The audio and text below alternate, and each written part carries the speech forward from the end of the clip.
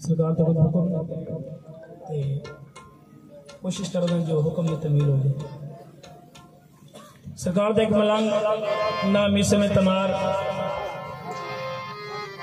हाकम वक्त आखे भी उसने रोको रोकने वाले आखे भी जो लेने लाए अली दा जिक्र छड़ दे। सरकार के आशिक फरमाया भी मैंने कुछ नहीं चाहिए, मेरे वास्ते मेरे मुर्शिद ना ही काफी है, मेरे वास्ते मेरे कैनात का ना ही काफी है। उस आख्या तेरी जुबान कटांगे, सरकार के आशिक आखे कट दे। उस आखे तेन सूली चाड़ देंगे, सरकार अली दे मलंग आखे चाड़ दे।